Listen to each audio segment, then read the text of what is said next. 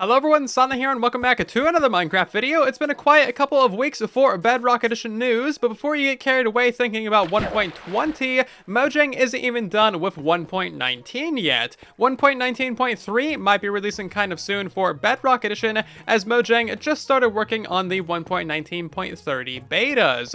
We have some great news regarding customizable render distance for realms and servers, and also some other great news for Spectator mode too. Great news for all of you realm players that is actually in the game right now. Realms have been upgraded to a render distance of 12, so instead of it being locked at render 10, you can now see a little bit further on a render distance of 12. So this is rolled out for all realms as far as I'm aware, and you can thank Corner Hard for having a birthday for you getting this feature. This right here is a render distance of 12, and this is actually pretty okay. It's not too terrible, and it's pretty decent for realms actually. Mojang is also working on a new feature called client-side generation, which allows you to render your own chunks on a multiplayer server without the server having to handle those chunks at all. So if you're playing on a realm, you could, in theory, maybe have like a 20 chunk render distance without that affecting the performance of the realm whatsoever. This feature isn't currently in 1.19.20, but it is being worked on in the 1.19.30 betas,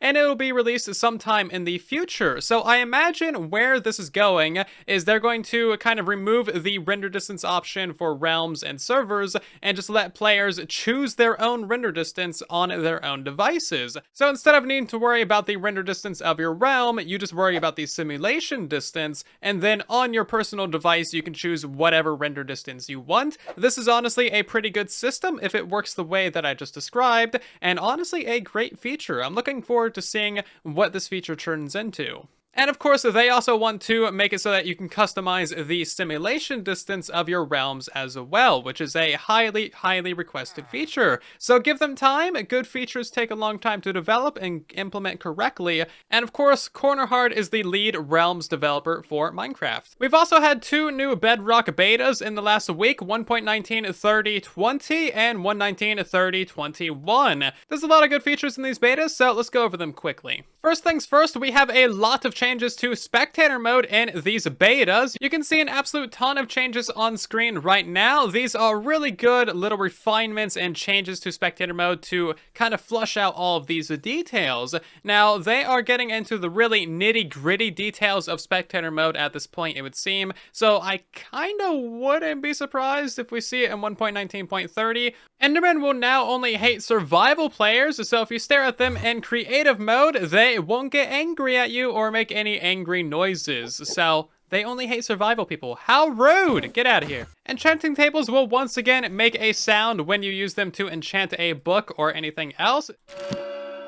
It is actually a very lovely sound. I'm glad that it's back. Now, if they could just make it so that the enchantment table actually gives you something good every once in a while, that would be nice. I mean, come on. Protection 1. I only need, like, 40 of those to get a protection 4. The amount of Skulk Sensors and Skulk Shriekers that you're going to find in the Deep Dark and the Ancient Cities has been increased to match Java Edition, so now when you're wandering around the areas, you're going to have a very good time trying to avoid the Warden. Look how many Sensors and Shriekers there are. Even if you go into the Ancient Cities, there's still a lot more of them.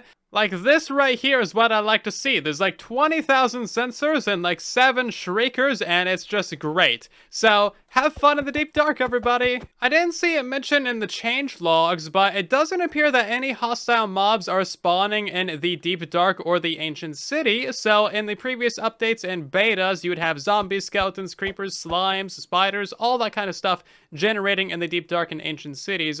But that doesn't appear to be the case anymore. I haven't seen a single mob in this area anywhere around the Skulk, so that's actually a great improvement as well. Not sure if it's fully fixed or not, but I haven't noticed any. I got 1 slime spawning in the Ancient City, but that is due to slime chunks, which are, you know, entirely different mechanics than general mob spawning. So I guess the jury is still out on whether or not mobs still spawn in the Ancient City, but it doesn't seem like they do. I've been here for a few minutes, haven't seen anything at all. One last thing, this Warden face is kind of taken after my face. I mean, it's like half and half. There we go, now we're matching. There's been a small update to villagers, so now if they are named with a name tag, you actually be able to see that name in the menu along with their trading level too.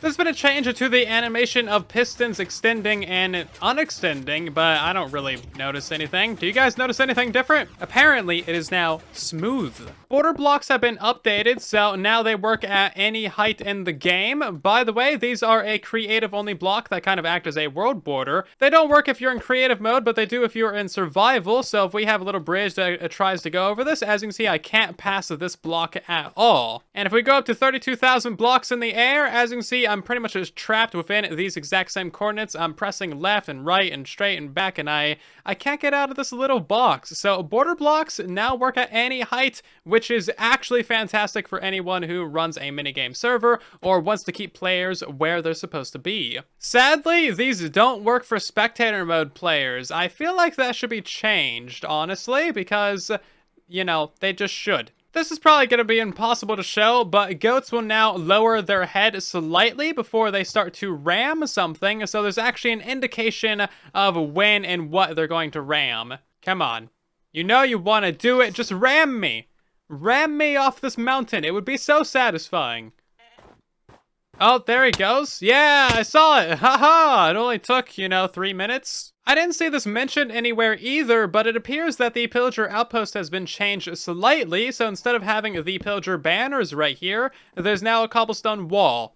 No idea why that was changed, but I guess here we are. There's now a new feature for server owners where you can disable custom skins. This prevents all kinds of hacked skins and other weird things that you might not want on your multiplayer server, and this makes it so that only skins from the marketplace are allowed to be used, and of course the default Steve and Alex skins. Moving on to beta 1.19.30.21, there's a couple good features in this beta as well. There is also a change to light blocks where these things could be deleted by placing an armor stand on top of them. So if we place an armor stand there, as you can see, the light block is still inside of it. And if we drop an armor stand on top of them, then the light block is still there as well. So another good refinement to the light block to prevent people from breaking these things in survival mode. There's been some much needed parity to the Hoglin and the Zoglin. The hitboxes of these guys have finally been fixed ever since 1.16. They had an absolutely tiny hitbox,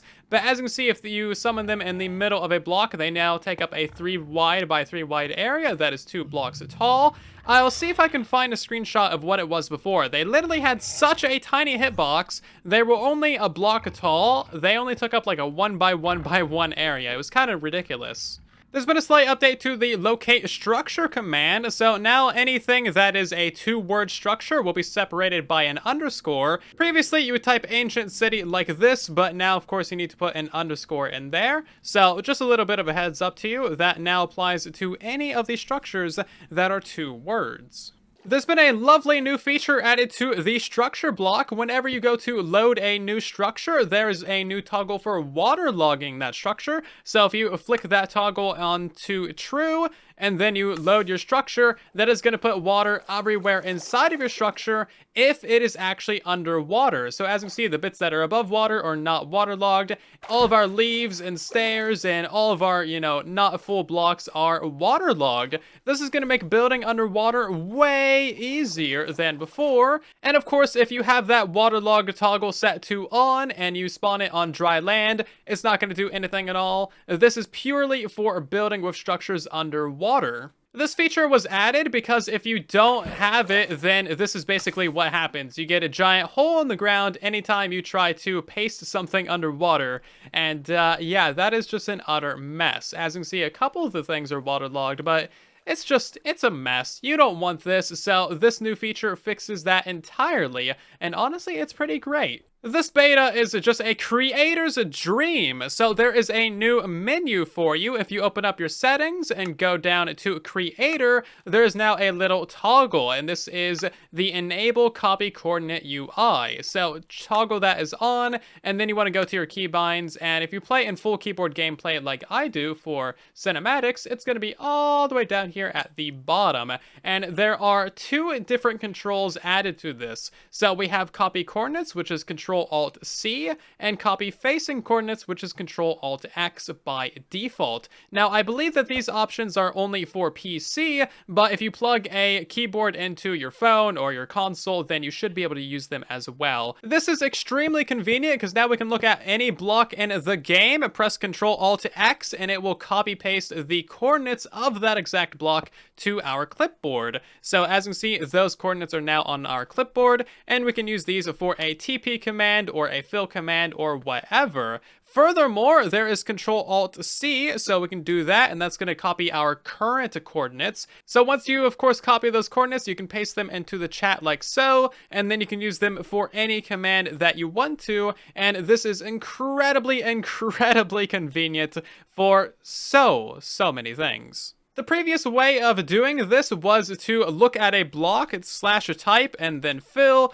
and then just triple tab to get those coordinates, and then you would have to control left arrow all of that, and then control C, and then you could actually copy paste that as much as you want. So obviously, the new system is like just 1,000 times better. 2 missing items have been added back to the creative menu, and that is iron bars and white terracotta as well. So those items are no longer missing from the creative menu. And that's all the news for this week on Bedrock Edition. If you ever find any other Bedrock news you think I should know of, or any Bedrock Edition bugs, then of course let me know in the comment section down below or on Twitter. Consider dropping a like on the video as it helps out the video and the channel a ton. If you're new here, then maybe subscribe, and I'll see you guys down in the comment section. In the next one, thank you so much, and then there was silence.